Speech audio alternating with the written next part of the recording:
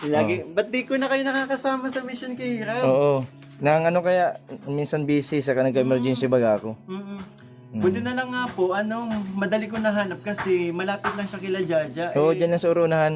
Isang beses lang ako nakapunta sa lugar na to. So, bali pangalawang beses kong punta, dito na ako pumunta. Oo, So, tama. nung unang beses na punta ko is Nakikita namin na dumudaan kayo dito.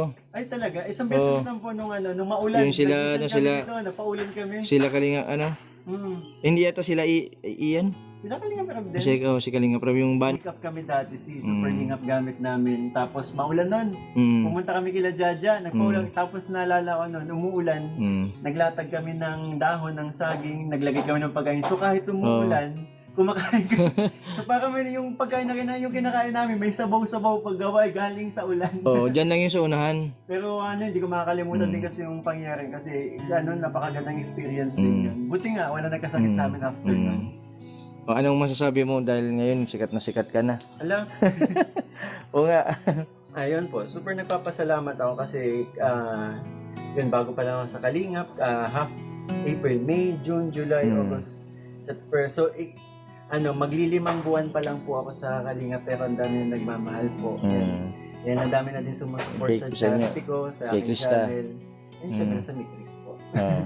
Salamat din kay Kalingap pero kasi binigyan tayo ng pagkakataon na yun, makapagpasaya ng mga tao at the same time, makatulong na din. Oh, mabait yung si Kalinga.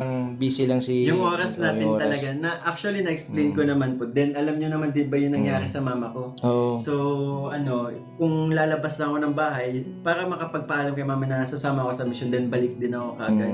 Hindi pwedeng maiwanan Yung charity ko nga kapag pag may nakakapalit lang ako, saka lang ako nakapag-charity. So medyo nagano tayo sa charity. Pero yun, tuloy-tuloy pa din naman yung mission natin. Rubilin, ano nga itong ano? Ilagay mo dito sa plastic, Rubilin. Oh.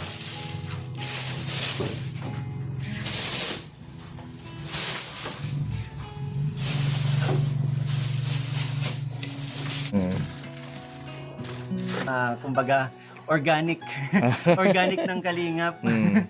Ang importante, sabi nga nila, ang pera, madaling mawala, pero yung tunay na pagiging magkakaibigan, Opo. hindi dapat masira. Opo. Kaya hanggang ngayon, kahit di ako nakakasama, Kalingap pa din ako. Opo.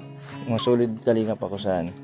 Namimiss ka na nga namin. Oo, minsan basama ako kasi nung time baga na busy kayo, pa Manila, nagano. Ito yung Sabado ako nakakasama. Sana sa sunod makasama na ulit ako. Salamat ah. Salamat din po kuya. Akala ko di ka na mamamansin ngayon at sikat ka na. Hindi ganun. Hindi ganun. Naalala ko, nung may Chris, kasama din kayo. Unang mga ano namin na may Chris, andyan ka din. Oo, dun sa yung unang pagpunta natin Part ka nga ng nung nagsisimula ako, parte ka na ng ko, di ba? Kumbaga ng kwento ko sa Kalingap, andyan ka. Sana ang ko lang sa'yo, sana wag ka magbago. Oo naman po kuya. Para marami ka pang mapasaya mga tao. Yun din talaga, and nakakatuwa din naman kasi yung mga naririnig ko po sa kanila kung yung mga nararamdaman nila every time na yun, lalo akong pinagbubutihan, lalo akong ginaganahan sa mga ginagawa ko kasi